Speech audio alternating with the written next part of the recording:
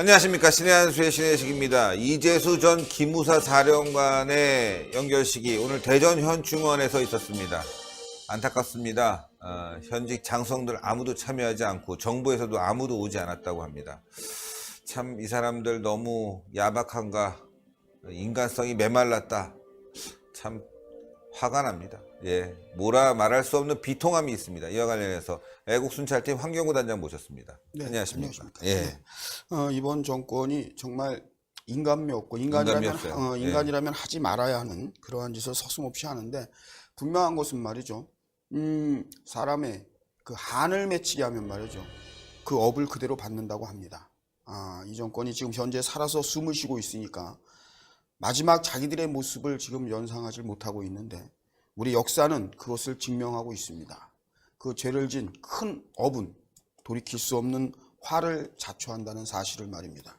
아무쪼록 정말 억울한 죽음을 맞이하신 전 기무사령관 이재수 사령관님의 또다시 명복을 빌면서 오늘 발인이 엄수됐는데요. 오전 일찍 발인이 엄수됐는데 정말 침통한 분위기였습니다. 지금 뭐 정부에서는 관심을 안 갖는다 하지만 말이죠. 우리 그 국민들 또 애국 우파 시민단체 모두 함께 슬픔을 함께 했고요. 오늘 대전 국립현충원에 안장되셨습니다. 이제 이재수 사령관님을 우리가 가슴에 안고, 그리고 그 모습을 뵙고 싶으면 언제든지 여러분들이 대전 현충원을 방문하게 됐습니다. 정말 이승의 많은 억울한 일들을 말이죠. 가슴에 안고 이제 돌아가시게 되는데, 정말 천국에서는 말이죠. 정말 모든 무거운 짐, 억울함 내려놓으시고 편히 쉬시고, 이분에 대한 그 명예회복은 또한 우리 후손들이 책임을 져야 될 것 같습니다. 오늘 오후에는 이러한 침통한 분위기 속에서 광화문에서 또 시민열린마당에서 추모식이 엄수되었습니다. 대한민국 바로세우기 운동본부라고 하는 가칭 시민단체에서 지금 이재수 전 국군 기무사령관님의 억울한 죽음에 대해서 또 성토하는 분위기, 모든 것을 말이죠. 이 정부의 정치보복 그리고 적폐 청산 운운하면서 우리 국민들에 대한 탄압으로 여기면서, 사실 본연의 임무, 국군 기무사령부의 본연의 임무에 충실했던 한 애국지사가 또 하나의 적폐라는 미명하에 극단적 선택을 할 수밖에 없었던 억울한 죽음에 대해서 모든 국민들이 함께 울고, 정말 글자 그대로 하늘도 울고 땅도 울었습니다. 하늘도 울고 땅도. 오늘 뭐 눈이 뭐 맞습니다. 내렸어요. 대전에, 예, 하늘에서 진짜 비가 내렸으면 울었다고 표현할 텐데 눈이 내렸으니까 네, 그 슬픔을 함께 같이 하는 듯한 마음을 저도 느꼈습니다. 네, 정말 아침 일찍부터 그 장례식장, 삼성의료원 장례식장에서 이제 발인이 엄수됐는데요. 사실 이렇게 그 처음 망인이 되셔갖고 오셨을 때의 모습을 보시고도 그 지인들, 또 이재수 전 사령관님의 친형 되시는 분도 분노를 느낄 수밖에 없었던 것이, 이렇게 공직자의 시신을 말이죠. 흔한 얘기로 비닐에 둘둘 말아갖고 말이죠.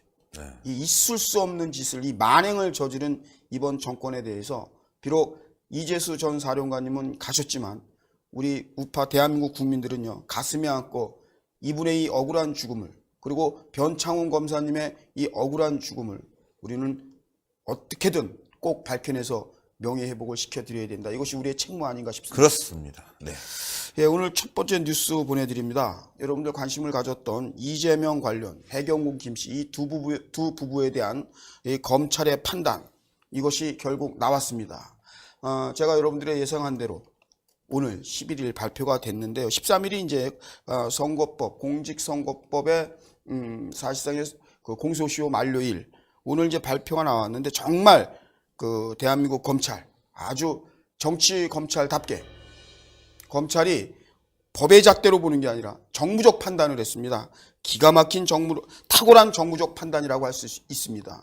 그러니까 정권, 권력자도 아우르고 집권당도 아우르면서 이재명 하나는 그냥 뽑아버리는, 잡초 뽑듯이 말이죠. 그러면서 이재명이 더 엇나가는 걸 막아버리는. 예. 그러니까 아주 검찰이요, 심사숙고한 것이 아니라 아주 심사숙고해서 탁월한 정무적 판단을 내렸고, 더 나아가서 청와대의 심증을 확인한 거 아닌가 싶을 정도로 말이죠. 아주 절묘한 그러한 판단이 나왔습니다. 무슨 얘기냐면 좀 전에도 말씀을 드렸지만 권력자나 집권당의 불편한 입장을 100번 헤아린 듯한 그러한 판단인데요. 이재명에 대해서는 말이죠. 이재명은 사실 그 법률가이면서 지략가이고 이 탁월한 수일기로 말이죠. 아주 기가 막히게 상대, 그것도 권력자 영린을 슬쩍 건드리면서 자기가 얻을 건 얻었어요. 그러니까 해경군 김 씨에 대해서 이것은 사실상 김혜경 씨라고 경찰은 분명히 적시했는데 그 부분에 대해서 직접 증거가 없다는 이유로 이 부인, 이재명 씨의 부인 김혜경 씨 관련해서는 불기소 처분을 내렸습니다. 진짜 이해할 수가 없어요. 그 많은 증거들이 있잖아요. 간접적 증거들. 그렇죠. 아니 이건 누가 봐도 말이죠. 김혜경이라고 얘기할 수 있는 여러 가지 증거들이 있지 않습니까? IP라든가 또 교회 아이디라든가 뭐 몇 조분의 1이요? 101조 분의 1이죠. 101조 분의 1. 1조도 아니고 101조 101조 분의 1. 근데 이제 여러분들 그 좀 나눠서 보면은 이재명 씨의 보면은 자기 일신상에서는 그 부인 사건보다 자기 이제 도지사 직을 논하게 되면은 이번에 네 가지 혐의에 그 이재명 관련한 직접적인 거 이번에 기소가 됐습니다. 이재명 씨는요, 자기 부분에 대해서 이 부분은 직접 관련이 있는 거예요. 엄밀히 따지면 부인의 경우에는요, 자기의 직을 걸 만큼은 아니지만, 물론 정치적 생명력을 본다면 그 해경군 김 씨가 더 파장이 큽니다. 사실은. 예. 단, 이 부분은 이재명 직접 관련은 없다. 이런 이유뿐인 것이지, 그 파장은 더 클 수도 있었습니다. 해경군 김 씨가. 그런데 지금 검찰이 이렇게 불기소 처분하면서 권력자의 심기도 건드리지 않고, 대통령, 만약에 이거요, 해경군 김 씨 부분이 기소가 돼서 재판에 들어가면요, 굉장히 복잡해집니다. 대통령이 연대적 책임이 나와요. 문준용 사건 얘기를 거론했기 때문에 이거 확인하는 과정이 되게 되면 이거 엄청난 문재인 입장에서는 상처가 될 수가 있고요. 그리고 더 나아가서 지금 공당이라고 하는 집권당의 내용을 말이죠. 굉장히 시끄러워질 수밖에 없는데 일단은 검찰이 그 부분, 그 위험 요소는 김혜경 씨에 대해서 불기소 처분하는 거로 일단은 잠재워 버렸습니다. 그러놓고 이재명 씨만을 얘기를 하게 되는데 이재명 씨는 친형 강제 입원 시도 이거로 인한 직권남용 그리고 검사 사칭으로 인한 그 허위사실 공표 공직선거법 위반이죠. 이거 바른미래당에서도 문제 제기했던 도지사 후보 때 있었던 공직선거법 위반 그리고 성남 대장동 개발 관련 혐의로 이것은 모두 세 건 다 기소하는 재판에 회부하는 이러한 판단을 내렸습니다. 그러니까 지금 보면요. 그 배우 김부선 씨 관련해서 그리고 조폭 연루설과 일배 가입 의혹 등 이 관련된 혐의점 그러니까 이것은 상당히 높은 윤리와 도덕성을 강조할 수 있는 부분에 대해서는요. 이 부분에 대해서 모두 불기소 결정을 검찰이 내렸습니다. 죄송합니다. 근데 그 이유가요. 이 불기소 결정을 내린 배우 김부선 씨 관련 그리고 조폭 연루설 이런 것은요. 만약에 이것이 혐의가 있다라고 해서 재판에 들어가면 이게 다 그 집권당인 더불어민주당의 큰 압박입니다. 그렇죠. 당 차원에서 견딜 수가 없어요. 이런 게 들어가면. 이런 거는 그 검찰이 증거 불충분이다라는 미명하에 다 불기소 처벌해버려요. 그러니까 무슨 얘기냐면 이재명과 함께 사건이 청와대나 집권당 더불어민주당이 연루된 사건은 무조건 다 불기소해버렸어요. 그리고 이재명 일신상 너 혼자 책임져야 되는 거 이런 거 집권당하고 관계없고 청와대랑 관계없는 것만 기소를 붙인 거예요. 검찰이. 여러분들 이렇게 이해하시면 됩니다. 그리고 그 불기소, 기소하지 재판에 넘기지 않은 이유를 증거 불충분 이거는요. 항상 불기소 처분할 때 제일 많이 쓰는 단골 메뉴가 증거 불충분입니다. 그러니까 이게 고무줄 논리예요. 여러분들 판결문이나 이런 데 보면요. 여러 정황에 비추어 또는 핵심적인 증언에 미루어 이렇게 판결을 내립니다. 그러면서 너는 유죄, 징역 몇 년 이렇게 합니다. 그러면 그러한 판결문을 받고 지금 교도소에 가 있는 사람들은 어떻게 되는 겁니까? 다 출소돼야 되는 거예요. 이거 진짜 웃기는 이게 굉장히 큰 파장입니다. 다른 걸 떠나서 그 트위터 본사에서 협조를 안 해서 네. 다른 게 다 나와도 안 된다는 거 아니에요. 그렇죠. 자, 집에서 나온 뭐 아이디라든가 또 교회에서 나온 아이디 뭐 여러 가지 정황이. 네, 또 포털에서 그렇죠. 사용. 뭐 예를 들어서 제가 트위터 아이디를 하나 새로 파갖고 제 아이디랑 똑같은 거지만 뭐 약간 뒷번호만 다르게 했다. 그건 다른 거잖아요. 이거는 완전히 다른 건데 그냥 근데도 전 다 알아요. 예. 근데 거기다 대고 뭐 문재인에 대한 뭐 엄청난 그렇죠. 예 비방, 예? 노무현 관련, 건강 관련. 예, 요즘 여러 가지 얘기 있잖아요. 의심스럽다. 아니 막 이거 막 써버리고 막 아들 관련 막 써버리고. 그렇죠. 청와대에서 말이지. 무슨 비디오가 있다. 실제로 그랬어요. 누군지 아시죠? 알죠. 예, 포르노 비디오 얘기한 사람이 누굽니까? 예, 노출됐다. 뭐. 아니 박근혜 대통령 당시에 포르노 비디오 얘기한 사람들도 있어요. 예, 아시겠죠? 지금 그런 사람들 다 방송하고 있는데 그런 사람들처럼 제가 썼다. 근데 이거 신혜식이 했다. 근데 트위터에서 협조 안 한다. 끝나는 거네. 나 괜찮네. 증거 불충분이라는 얘기죠. 괜찮네 나 네, 저는. 그러니까 여러분들 이거 말도 안 되는 진짜 젖 같은 일이 벌어진 거죠. 네, 이거는 있을 수도 없는 일인데 제가 한번 여러분들 요약해서 말씀드리면요. 지금 이재명, 해경구, 김씨 거는 조금 이따 설명할게요. 이재명 씨 관련해서도요. 지금 배우 김부선 그리고 조폭 연루선 코마 트레이드라고 하는 이준석 관련 성남 그 마피아 조직, 국제 마피아 조직 여기에 연루된 이 사실은요. 증거 불충분으로 인해서 불기소 처분한다고 성남지청에서 발표를 했는데 여러분들 제가 말씀을 드리면 김부선 씨 관련해서 문제 제기한 거는요. 여러 가지 정말 이거야말로 차고 넘치는 부분이 있기 때문에 재판상에서 따져볼 문제지 검찰이 이렇게 기소 불기소를 내릴 만큼 그러면 사법부가 왜 있어요? 그러니까. 재판을 왜 합니까? 이 정도 정황 증거, 간접 증거가 쌓이게 되면요. 여러분들 그 판사 출신의 이정렬 변호사가 한 말이 있잖아요. 우연히 자꾸 쌓이면요. 이거 필연이 되는 거다. 이것이 법조계에서 통하는 어떠한 그 법원이다. 뭐 이렇게 얘기할 정도로 말이죠. 이게 중요한 단서가 있는데도 불구하고 재판에조차 이게 뭐냐면 기소 독점주의 때문에 그래요. 검찰이 그 청와대나 권력자나 또는 집권 여당에서 불편한 사항은 아예 재판에 회부를 안 하는. 왜? 기소권이 검찰에게만 독보적으로 있기 때문에 그런 겁니다. 이것을 바로 기소 독점주의라고 하죠. 이렇기 때문에 재판에 회부도 되기 전에 자기들이 판결을 내려버리는 거예요. 어떻게? 이거는 사건이 안 된다. 검찰은요. 수사를 하는 기관이죠. 판결을 내리는 재판부가 아닙니다. 그런데 지금 우리 이 나라는 거꾸로 가고 있다는 사실입니다. 그리고 여러분들 지금 보면은요. 이 조폭 연루소 배우 김부선 연루설 이런 것들이 사실 바른미래당에서 문제 제기를 했기 때문에요. 이게 만에 하나 재판에 회부되면 누가 제일 심각하냐면요. 청와대도 물론이고 집권당이 내용에 쌓일 수가 있어요.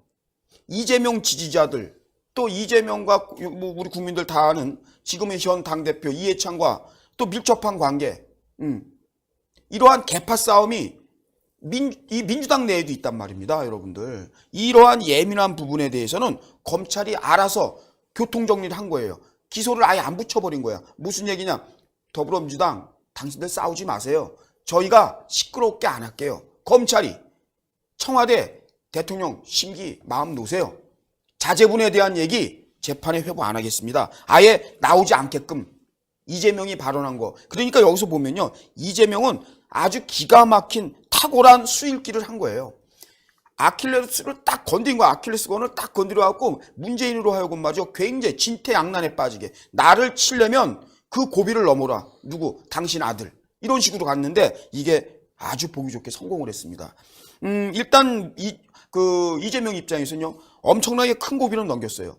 피할 수 없는 거는 피할 수 없는 싸움은 앞으로 다투어 나가겠다. 이런 전략인 것 같아요.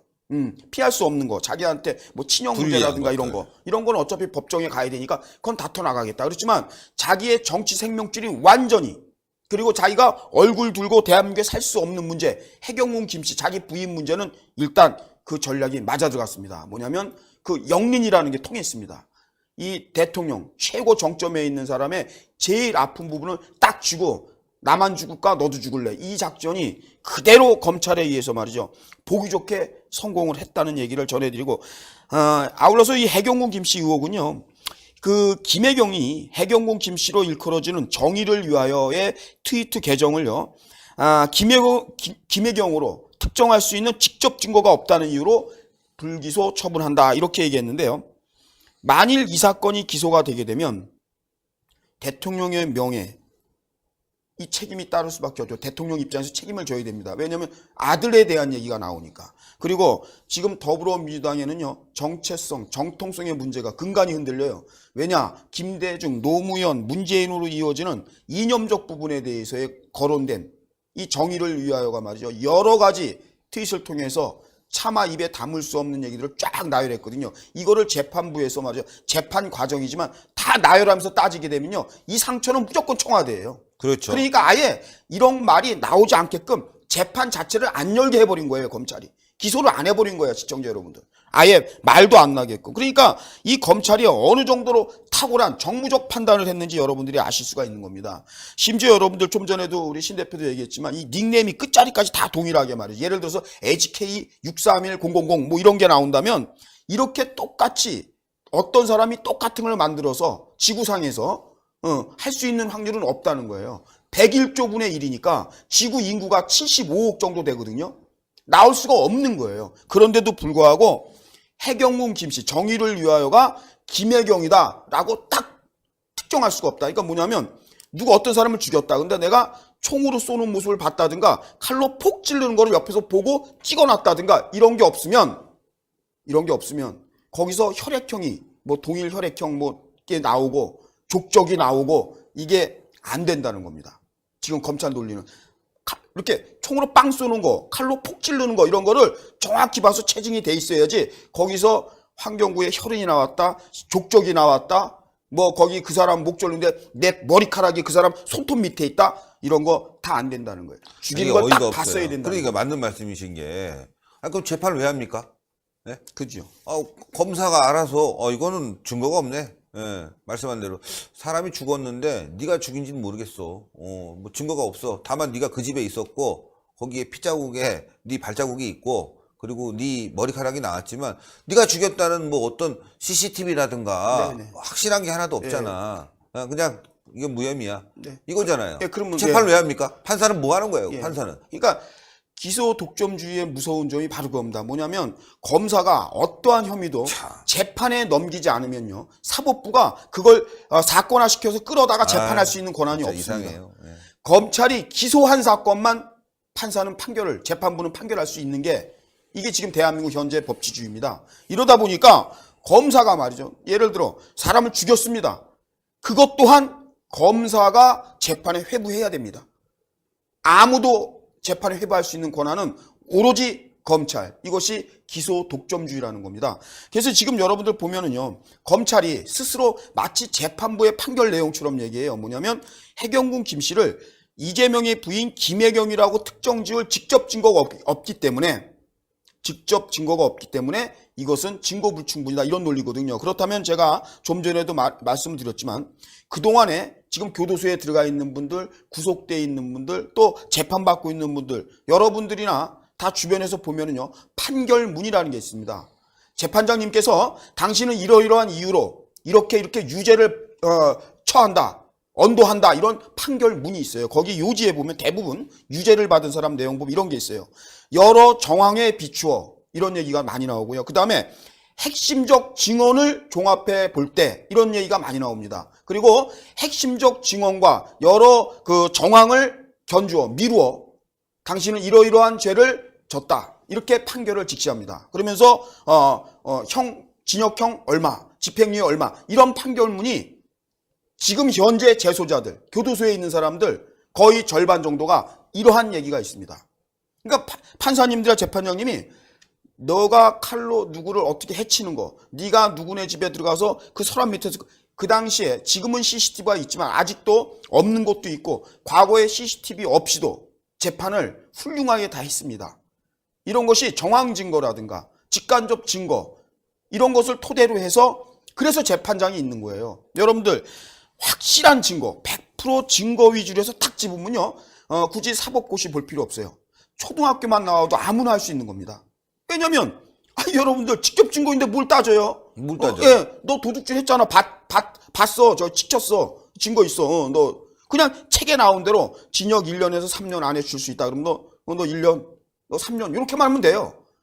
지금 고도의 사법고시를 통해서 법학박자들이 왜 판사님들이 필요한 거냐면 이분들이 그 안에서 여러 가지 정황 증거라든가 이 직간접 증거를 토대로 해서 탁월한 재판, 억울한 사람 없게 하려고 그러한 판결을 내리기 위해서 판사와 재판장이 필요한 것인데 지금 여러분들 여기서 보면은요 이 검찰이 마치 사법부와 같은 그러한 논리로 사건 자체를 말이죠. 재판에 회부를 안 해버리는 거예요. 더 열받는 건 이재명 관련해서도 말이죠. 이거 당연히 구속돼야 되는 거 아닙니까? 직권남용. 다 구속됐어요. MB 때는요. 간접적, 묵시적, 뭐 암묵적 다 동원해갖고 그렇죠. 구속됐는데 이 구속돼야 되는 이유 중에 하나가 자기 형을, 멀쩡한 형을 정신병원에 둔다. 이거 얼마나 인권 유린이고 인권 탄압이고 말도 형언할 수 없는 이게 폐륜이죠. 폐륜입니까? 폐륜이죠. 이걸 갖다가 말이죠. 그냥 기소만 한다. 요 부분만. 진짜 이거는 있을 수 없는 일이. 뭐 검찰 개혁? 이게 검찰 개혁을 할 수 있겠습니까? 이러고 나서도 지금 청와대가 할 말이 있습니까? 이거 국민들이 분노해야 돼요. 이건 정말 치욕스럽습니다. 대한민국 국민이라는 게. 네, 여러분들 방금 그 속보 하나 보내드리겠습니다. 이게 지금 저희가 우리 신의 한수 촬영팀과 함께 어제 다녀왔습니다. 어제 은수미 사건 규탄했습니다. 여러분들 일단 은수미를요. 사실 동시에 발표하지 않을 것이다라고 봤는데 저희가 성남지청을 다녀오고 애국수사팀이 물고 늘어지면 불독입니다. 끝까지 갑니다. 결국 여러분들 일단은 한 곱이 넘겼습니다. 은수미를 재판에 회부하기로 네, 기소됐군요. 성남지청에서 기소했습니다. 여러분들 일단은 한 곱이 넘겼습니다. 신의 한수가 최초 보도합니다. 지금 현재 속보로 여러분들이 발표가 됐는데 성남지청 은수미 사건 기소로 가닥을 잡았다. 재판에 회부할 수밖에 없죠. 문제는 여러분들 다 아시는 그 운전기사 접대받은 거 있죠. 여러분들 무상으로 운전기사 차량 제공받은 거 이 조폭 관련 이 부분에 대해서 재판에서 따져볼 필요가 있다라고 검찰이 판단했다는 겁니다. 여러분들 보니까요.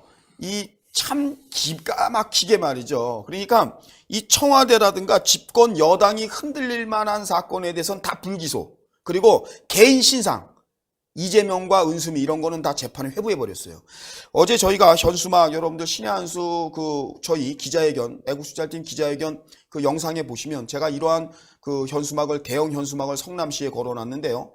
무슨 얘기냐면 바로 그겁니다. 이재명 플러스 은수미 그래놓고 이꼬르 성남 아수라 이런 현수막을 크게 붙여놨는데 역시 검찰에서도요. 부담을 느꼈는지 모르겠지만은 2명에 대해서 성남 아수라를 인정하고 재판에 회부했다는 사실을 여러분들에게 알려드리겠습니다. 어제 힘든 가운데 추운 날씨 속에서도 다녀와 주신 우리 애국순찰팀 팀원 여러분들과 또 촬영에 협조해 주신 신의 한수 측에 다시 한번 감사를 드리면서 여기서 만족하지 않고요. 끝까지 김경수처럼 은수미도 저희가 천막농성을 치고라도 말이죠. 반드시 유죄 판결을 받도록 저희들이 최선을 다하겠습니다.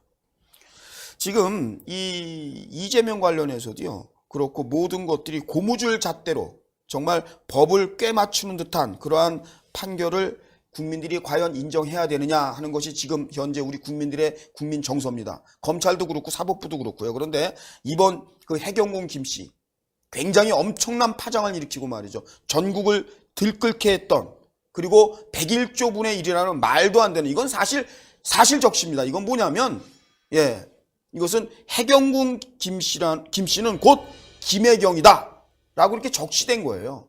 그런데 이것을 갖다가 말이죠. 그렇지 않다. 해경궁 김씨가 김혜경이라고 이렇게 보기에는 직접 증거가 없다. 이것이 검찰의 의견입니다. 검찰의 이러한 의견에 의해서 재판에 회부되지 못하는 그렇지만 여러분들 끝까지 이 부분은요. 정말 지금 신 대표님도 어처구니 없으니까 저기 하는데 이러한 것들이 재판을 못 받는다면 과연 대한민국이 어떠한 사건을 재판에 회부할 거냐 이겁니다. 예? 배고파서 빵 훔치고 흔히 말하는 좀도둑들이나 재판에 잔뜩 집어넣습니까? 이거야말로 국민들이 알 권리 차원에서 그리고 이거 분명히 국민들은 각자 마음속에 이미 국민들이 생각하고 있는 그 생각, 체감, 판결 국민들은 이미 알고 있어요.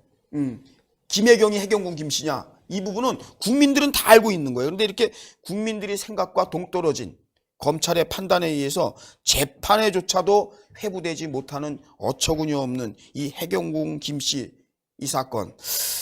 해경궁 김씨는 누구일까요? 해경궁 김씨를 찾는 궁차사라고 하죠. 이 단체에서도 말이죠.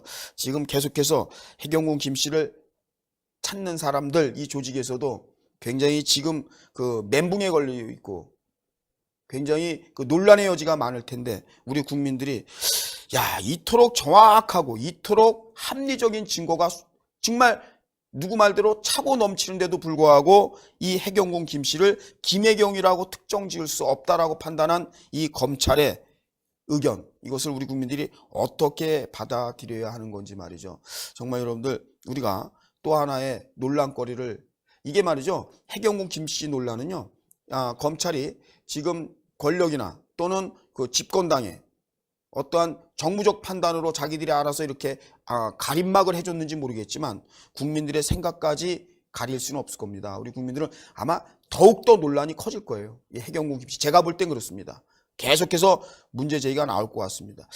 다음 뉴스를 말씀을 드리면요, 여러분들 택시업계 요즘에요, 기무사령관님, 전 이재수 기무사령관님께서 오늘 발인이 있었고 현충원에 안장이 되셨는데 정말 억울한 죽음이라는 거 전 국민이 울고 있는데요.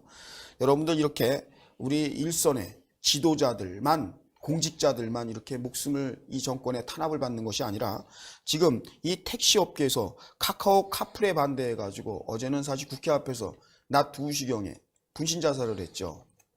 예고된 사건이다, 사고다라고 보는 시각들이 다수입니다. 왜 그러냐면 카카오 카풀 자체가, 여러분들 혹시 저한테 질문을 하는데 이게 나쁜 제도는 아닙니다.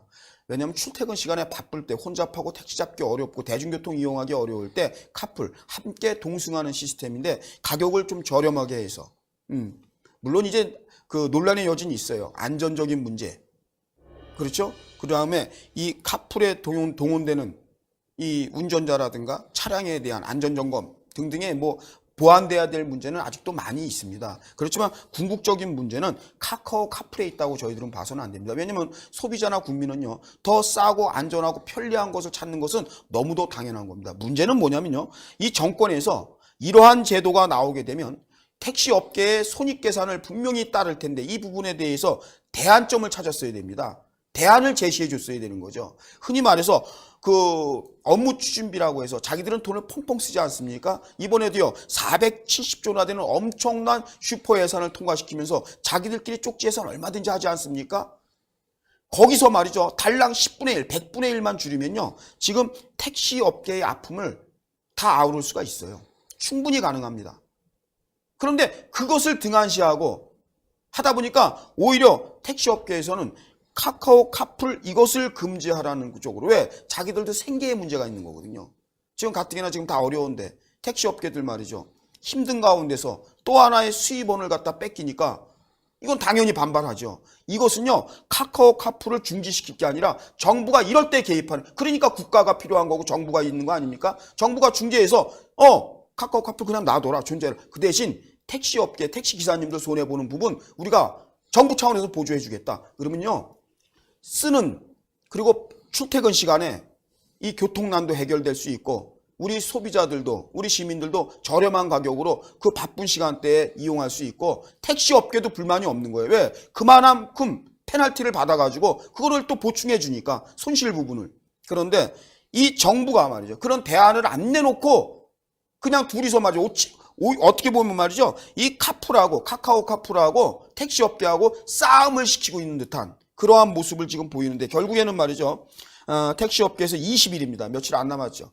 20일 10만 대집회를, 3차 대집회를 열겠다. 그런데 이게 뭐냐면요, 택시 비상대책위원회에서 강경투쟁을 예고했어요. 강경투쟁.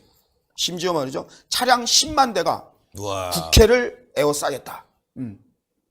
국회를 에워싸겠다. 근데 이왕이면 말이죠, 국회를 에워싸는데, 이 택시 업계, 우리 국민들이 동의할 수 있는, 국민들도 택시 업계에 지금 고충을 많이 아니까 말이죠, 될 수 있으면 항거하시는 거 좋습니다. 그렇지만 국민, 시민들 피해는 최소화시키면서, 그러니까 무슨 얘기냐면, 구체적으로 말씀을 드리면 강성 귀족노조, 민노총처럼 하지 말고요, 정말 택시 기사님들의 그 어려움을 성토하는 그런 자리가 됐으면 좋겠습니다. 예, 그렇습니다. 그리고 또 오늘 또 소식 하나가 나왔는데, 바로 나경원 의원이 이제 자유한국당 원내대표로 됐죠. 선출이 됐습니다. 이것도 좀 얘기 안 해볼 수가 없는데, 사실은 나경원 의원 같은 경우는 이제 친박 대표로 나와서 이제 사실은 원내대표가 된 거예요. 제가 그 여러분들 이 방송을 하다 보면 비표라고 그러죠. 이거 뭐냐면 발표하기 이전에 이제 신 대표님이랑 이렇게 뭐 전화도 하고 그래요. 그래서 제가 신 대표님한테 문자로 이제 의견을 이제 이거는 발표를 할 수는 없고 딱 나오면 하는 거죠. 그래서 그쪽으로 좀 흘러가고 있다라고 제가 벌써 전언을 했어요. 네, 전언을 했고. 근데 이제 문제는 이게 이제 나경원 의원이 원내대표가 됐는데 이게 이제 지금 친박들이 말이죠. 밀어줬다. 그래서 친박들이 지금 한숨을 돌릴 수 있다. 왜냐하면 심지어 말이죠. 박근혜 대통령을 뭐 거론하면서 정말 말도 안 되는 얘기죠. 이 친박들 몇 명이 이번에 분당을 한다. 탈당을 해서 어떤 신당 창당을 한다. 지금 그 얘기가 사실상 흘러나와요. 왜 그러냐면 이 원내대표가 나경원 씨가 됐다고 그래갖고 이 문제가 들어가는 건 아닙니다. 왜 그러냐면 그 국회의원 각각 개인이 뭡니까? 당협위원장, 공천권의 문제가 있거든요. 이 공천권은 오로지 당대표, 지금은 이제 비대위 체제죠. 여기서 이제 거론이 되는 거고, 그러다 보니까 지금 친박들이 굉장히 어수선해요. 왜냐하면 친박들 중에 불가피하게 현역위원 10여 명이 교체될 것이다. 당협위원장에서. 이렇게 되면은 거기에 포함된 친박들이 지금 움직이는 거거든요. 미리 자기들은 알아요. 무슨 얘기냐면 네 죄를 네가 알렸다. 그러듯이 김병준 비대위원장이 현역위원들, 당협위원장 10명 정도 교체될 것이다. 그 이상도 될 수 있다. 그러면 자기가 딱 저 같아도 압니다. 야, 이번에 나 힘들겠구나. 뭐 이런 사람들이 미리 사전에 자기들끼리 동병상련의 아픔을 느끼면서 함께 흔히 말하는 모사를 칩니다. 야, 이거 김병준이가 내치기 전에 우리가 나가서 뭐 하나 차리자. 뭐 이런 얘기들이 물밀면서 오가요. 그런데 나경원 원내대표를 친박들이 밀었다. 이런 얘기가 나오는데 여기 이것도 말이죠. 상당 부분 모순이 있어요. 그러니까 지금 친박에 대한 그 평가가 국민들이 따가운 겁니다. 자, 보세요. 친박들이 가장 많이 성토했던 또 태극기 세력, 조원진을 비롯한 태극기 세력들이 가장 성토했던 사람이 누굽니까? 김무성, 유승민, 나경원 아닙니까? 그렇죠. 그럼 뭐 판에 박힌 저 뭐 신의 한수 영상 자료, 신의 한수만큼 1회 때 태극기 집회 1회 때부터 계속해서 영상을 보유한 유튜브가 어디 있어요? 없잖아요. 없어요. 정규재 선배 그쪽도 없어요. 아무도 없어요. 신의 한수만 있다고. 그게 왜 그러냐? 신 대표 자체가 저 집회를 나갔으니까. 그 있단 말이에요. 거기 보면 자료가 쭉 나와요. 디테일하게. 거기에 보면 김무성 제일 많이 나오는 게 유승민, 나경원. 특히 나경원은요. 주옥순 대표를 비롯해서 지금 옆에 있는 신혜시 대표까지 일률적으로 무슨 말을 했냐면 너 나경원 기다려라. 우리 이 태극기가 너를 용서하지 않을 것이다. 너 어디 한번 두고 보자. 이게 영상이 다 있어요. 그리고 어떤 것까지 있냐면요. 시민들이 우리 애국 시민 여러분들 나경원을 잊지 맙시다. 막 이렇게 한 게 있고 또 조원진 의원께서도 나경원에 대해서 엄청나게 질타하고 용서할 수 있는 배신자로 딱 지금 리스트 목록에 딱 들어가 있는 게 나경원이 아닙니까? 제가 얼마 전에 나경원이 원내대표 나오면서 조원진을 비롯한 뭐 누구를 다 아우르겠다 그래갖고 제가 참 떡 줄 사람 생각도 안 하는데 김치국 마신다라는 표현을 제가 쓴 게 뭐냐면 모르겠어요. 사람 속은 조원진 씨는 아유 그래도 내가 나경원 밑으로 가야 되겠다라고 생각하는 마음이 한켠 있을 수도 있죠. 인간이다 보니까. 그런데 지금 애국당에서 조원진 의원이 만약에 나경원 체제에 있는 원내대표에 있는 한국당에 만약에 복당하겠다 그랬을 때 애국당의 그 혼선 그동안에 태극기를 말이죠. 1년 6개월 동안 매주 들고 나왔던 분들의 그 생각과 성향은 어떻게 되는 거냐 이런 문제가 대두되기 때문에 굉장히 이게 산술적으로도 그렇고 말이죠. 이 지금 성향적으로도 그렇고 굉장히 논란의 여지가 있다. 이렇게 지금 얘기가 나오고 있습니다. 예. 자, 제가 그래서 나경원은 이 과거 페이스북 글을 한번 올려드리겠습니다. 자료가 있어요? 예. 페이스북 글을 한번 보시면서 어떤 발언이 있었길래 우리 태극기 세력들이 이렇게 비판을 했었는지 한번 보시면 좋겠습니다. 자,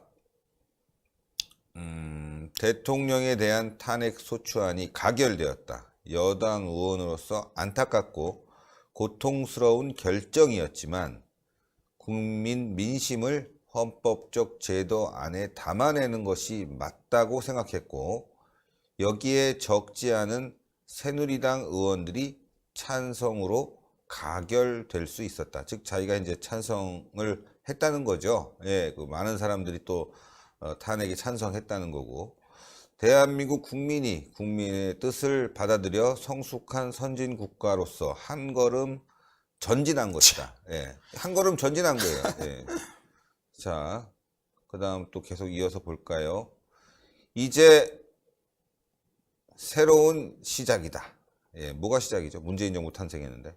헌법재판소의 결정을 조용히 기다리는 한편 국회는 민생을 살피고 국가안보에 한치의 공백이 생기지 않도록 거듭 신경 써야 한다. 새누리당은 탄핵안 가결이라는 첫 번째 반성에 이어 두 번째로 해체 수준의 재창당을 위해 최선의 노력을 다해야 할 것이다.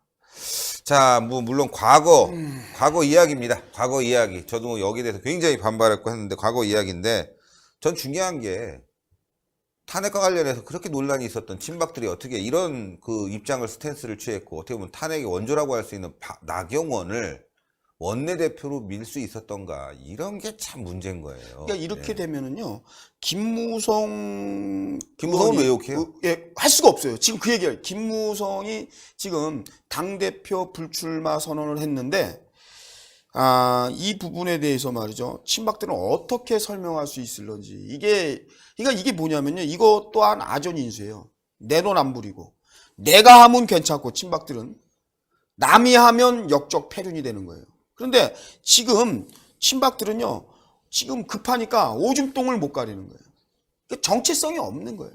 그러다 보니까 박근혜 대통령이 왜 이렇게 힘든 세월을 보낼 수밖에 없는지 시청자 여러분들, 국민들이 다 알 수 있는 거예요. 여러분들 이런 게 있습니다. 잘못도요. 용서할 수 있는 잘못이 있고 용서할 수 없는 잘못이 있어요. 흔히 원죄라고 하는 게 있지만 이 정치적 원죄를 지고 있는 겁니다. 우리가 인간이 태어나면서 딱 진 죄, 이제는 누구도 하나님이 주신 그 원죄는 인간 누구도 그 원죄는 벗어날 수가 없다고 하죠. 이것을 뒤집어서 정치적인 분야에서 본다면 나경원은 정치적 원죄를 지고 있는 사람이란 말이에요. 그 원죄는 지울 수가 없단 말이에요. 누구도? 김무성도.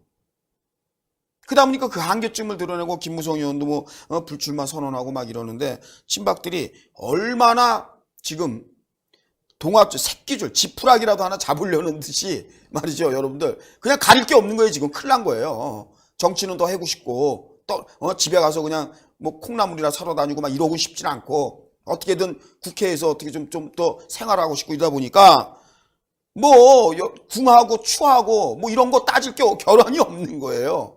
참 정말 어쨌든 나경원 원내대표가 됐다는 말씀을 드리면서 한국당은 말이죠. 뭐 엊그제 제가 만났지만 김병준 비대위원장이 또 한 번 더 중요한 이달 중순입니다. 곧 이제 발표인데 당협위원장이라든가 이러한 부분에 대해서 분명히 이런 무질서한, 그리고 여러분들 김병준 위원장님도 알 거예요.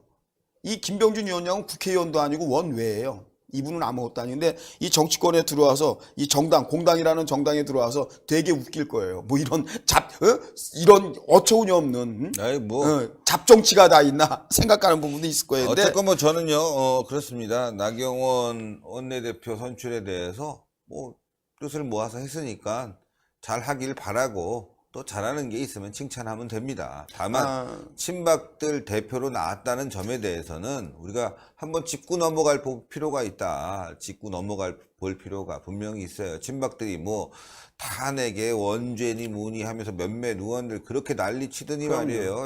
이런 결정을 한다는 거 참 뭐 개그맨들도 아니고 말이죠. 정말요. 하여튼 나경원 원내대표는 더 열심히 활동하시고 보수 통합에 더 힘을 써서 자유한국당이 총선에서 승리할 수 있는 길을 열어야 되겠다. 저는 뭐 이렇다고 해서 인정 안 하겠다. 그게 아니에요. 우리가 인정한다 안 한다 해서 뭐 될 문제가 아니고 그러한 부분은 이제 그 현재는 비대위 체제이기 때문에 여러분들, 그리고 어차피 2월 달에 전당대회가 있어요. 전당대회가 있기 때문에 이제 당대표가 이제 되시는 분의 의중에 따라서 원내대표라는 건 글자 그대로 여러분들 원내, 국회의원, 한국당 내의 국회의원 103명이죠. 103명을 대표하는 그 원내대표가 정책 결정이나 이런 걸 하는 거지, 사실상 그 원내대표가 우리 시민단체들하고의 부분은 없어요. 거의. 제도권 안에서. 정책 이런 오히려 당대표님이 추구하는 한국당을 추구하는 이념과 가치, 성향 이것이 우리 보수단체들 그리고 시민단체, 시민활동가들하고는 아주 예민한 부분입니다. 그래서 어쨌든 잘 되기를 바라고 제가 오늘 뉴스에서 속보로 저는 사실 그 신혜식 대표에게도 얘기를 했어요. 나경원 의원이 굉장히 유력하다. 거의. 그렇게 좀 전에도 타전을 보냈었고, 그래서 저는 나름대로 속으로 나경원이 될 것이다 라고 생각했는데, 이게 이제 이렇게 됨으로써 과연 지금 보수 대통합이라는 차원에, 물론 이제 그 신 대표께서 얘기하시는 거는 이제 애국당을 뺀 나머지 보수 우파 대통합 뭐 이런 부분에서는 나경원이 주축이 될 수 있겠죠. 그런데 만약에 그 애국당 얘기가 또 나오게 되면 또 한 번 이게 시끄러워질 수 있는 논란이 있다라는 말씀을 드리게 되는 겁니다.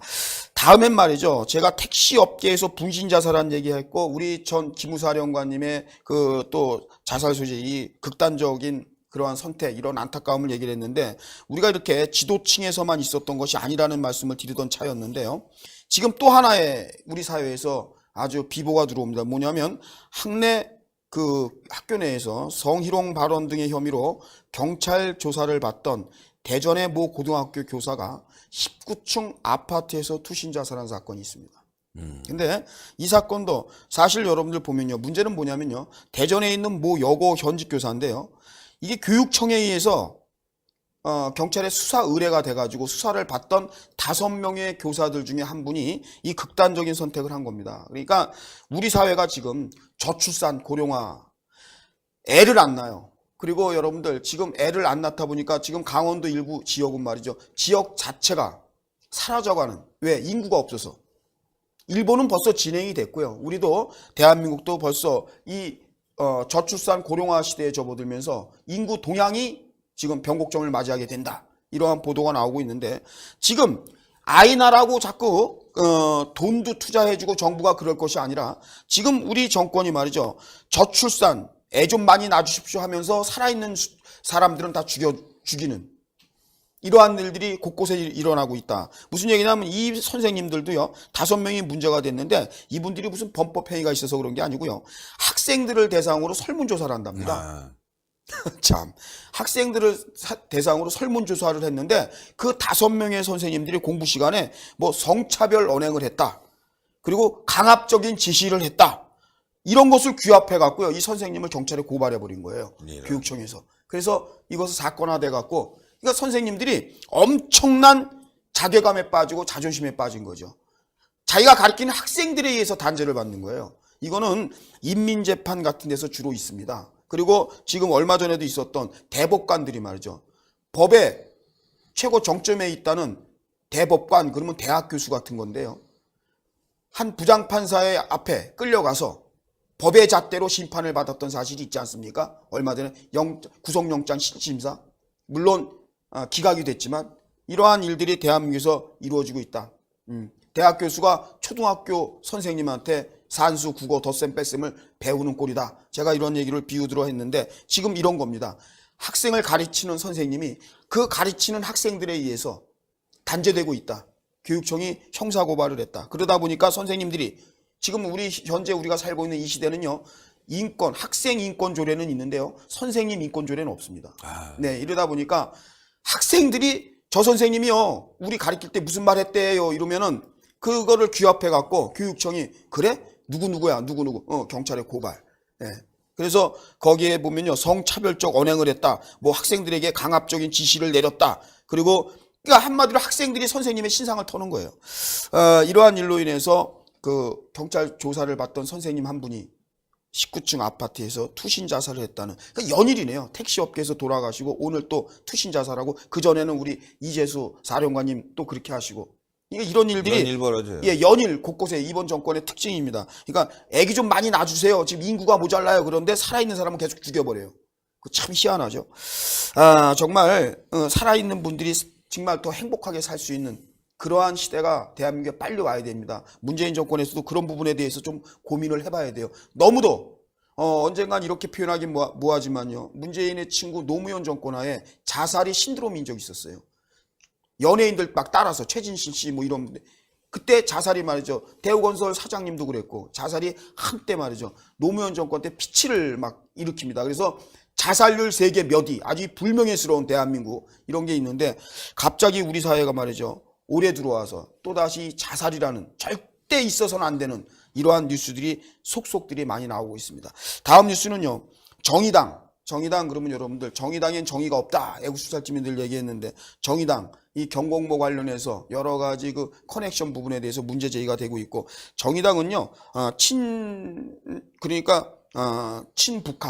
친북 성향, 종북 성향 뭐 이렇게 얘기들을 많이 하는데 아무래도 이제 노동동 관련해서 이렇게 규합된 그러한 정당이다 보니까 그러한 부분도 있는데 그 정의당에는 김종대라는 국회의원이 있습니다. 이분이요. CBS 라디오 인터뷰에서 발언한 것이 지금 화제가 되고 있습니다. 뭐냐면 북한이 문재인 정부에 대해서 화가 많이 났다. 그래서 연내 김정은 답방은 어렵다. 이렇게 지금 CBS 라디오 인터뷰에서 발언하게 되는데 김종대 의원은요. 지난달에 북한의 아태평화위원회 리태권 부위원장을 이제 만났다. 직접 만났다는 거예요. 김종대가. 그래서 거기서 들은 말을 CBS 라디오 프로 인터뷰에서 이제 발언하게 됩니다. 김정은 위원장 방안에 대해서 리태권은 이제 연내 방안은 물 건너갔다. 이렇게 지적을 하면서 연초가 더 좋을 수도 있다. 이렇게 얘기하면서 실질적인 분위기는 말이죠. 흘러나오는 얘기는 내년 연초에 있을 뭐 예정돼 있는 미북 회담 이것이 사실상 끝난 이후에 될 가능성이 더 농도가 짙다. 그렇게 될 가능성이 더 높다. 이런 얘기들이 나오는 거 봐서는 신의 한 수 보도가 또 거의 맞는 것 같습니다. 예. 왜냐하면 지금 뭐 여러 가지 얘기 있었잖아요. 13일서부터 뭐 올해 기습적으로 뭐 얘기가 나왔는데 그럼에도 불구하고 저희 열신뉴스 신 대표하고 결론적으로는 미국과 북한의 미북 정상회담이 열쇠다. 이것이 잘 안 되면은요 안 올 수도 있어요. 예. 지금 뭐 하여튼 뭐 결단력 없는 뭐 문재인 정부에 화났다는 건 뭐 돈도 안 주고 제대로 하지도 못하고 있고 철도도 그렇고 개성공단도 그렇고 계속 미적미적 하다 보니 기분 나쁘다 빨리 줘라 이런 얘기고 이게 해결되지 않은 못 오겠다는 거 아니겠습니까? 근데 네, 맞습니다. 이걸 하는 순간 대북제재 위반인데 우린 죽는데 결국은 남북 대화 자꾸 정상회담이라고 얘기하는 게 제 입에 들어오지가 않아요. 네, 아주 비정상회담. 기분이 나빠요. 비정상회담이 이루어지지 않을 가능성이 더 높아지는 것이 아니냐 이런 생각이 듭니다. 네. 네, 맞습니다. 그래서 지금 늘상 얘기하지만 북한 입장에서는요, 대한민국은 유식 절차하고 실질 궁극적으로 정말 대화를 통해서 뭔가를 얻어낼 상대는 미국이라는 것이 북한의 입장이라고 한다면 김정은 입장에서 더 나가서 북한에서 대한민국에 방한하는 것을 사실상 그렇게 중요하게 그리고 절대적으로 그렇게 생각을 하지 않는다. 그것은 오히려 문재인 정권 하에서 더 문재인 측에서 더 바라는 것이지 김정은의 본질 그러니까 북한 입장은요 오로지 미국과의 타협입니다. 미국과 어떻게 되느냐. 그러니까 미국하고의 지금 관계가 교착 상태가 되고 그 교착 상태가 점점 심화되고 있지 않습니까? 진전이 안 되지 않습니까? 그 이유를 문재인에게 화풀이한다. 옛날부터 제가 말씀드렸잖아요. 미북 관계가 잘 되면 김정은이 문재인을 굉장히 머리도 쓰다듬고 굉장히 이뻐하고 합니다. 그렇지만 지금처럼 이렇게 교착 상태가 되니까 그 원인을 네가 못나서 그래. 심부름을 똑바로 못해서 그래. 이렇게 꾸지람을 하는 듯한 그러한 얘기가 리태권을 통해서 이제 정의당의 김종대 의원이 듣게 됐다. 북한이 굉장히 김정은이 화가 나 있다. 누구에 대해서? 문재인에 대해서 똑바로 못한다는 거예요. 똑바로 하고 못하는 것은 바로 미국과 북한의 관계 설정. 여기에 따라서 이게 북한은 미국과 관계가 잘 되면 그것도 하나의 문재인 입장에서는 말이죠. 문재인을 칭찬받는 일이고 지금처럼 교착 상태가 되면 계속해서 문재인에게 또 이렇게 질타를 하는 이러한 모양새가 나옵니다. 그래서 궁극적으로는 올해 연내 답방은 사실상 물건과 같다. 이렇게 여러분들 내년도 어려울 것 같다. 뭐 네, 이런 맞습니다. 얘기가 들립니다. 예. 네.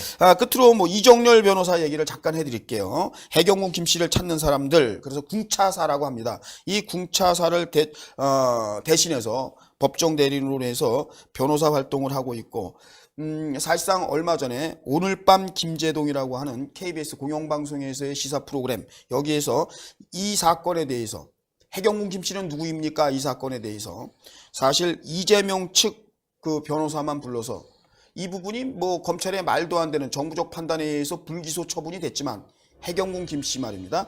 그렇지만 그 당시 시사 프로그램에서 이재명 씨 측 변호인만 불러다가 형평성 논란이 됐어요. 한쪽 얘기만 듣는 공영방송이 KBS가 국민의 세금으로 이루어지고 있는 공영방송이 말입니다. 이러다 보니까 방송 끝 무렵에 이런 얘기를 합니다.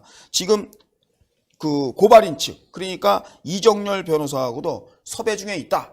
곧 출연해서 그쪽 얘기도 함께 들어볼 요량이다. 뭐 이렇게 끝마무리에 얘기를 했는데 이것이 거짓으로 판명이 됐죠. 네. 이정열 변호사가 바로 얘기했습니다. 나한테 섭외 요청 온 적 없다.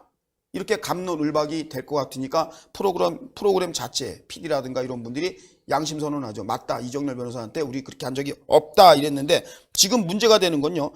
오늘 밤 김제동의 게시판에서 뭐 트윗인가 뭐 이런 곳에서 SNS 통해서 말이죠. 문제를 오늘 밤 김제동이가 먼저 문제를 일으켰습니다. 전원책 씨 등 이 변호사 이정열 변호사 이런 분들에게 말이죠. 변호사님들 왜 그래요? 라는 멘트를 하면서 하는 얘기가 힘들다 힘들어. 이건 뭐냐면 그 변호사들을 충분히 비하하는 내용으로 받아들일 수가 있는 거 아니겠습니까? 그렇죠. 네. 굉장히 예민한 겁니다. 그러다 보니까 이정열 변호사가 말이죠. 여기에 대해서 굉장히 발끈하고 말이죠.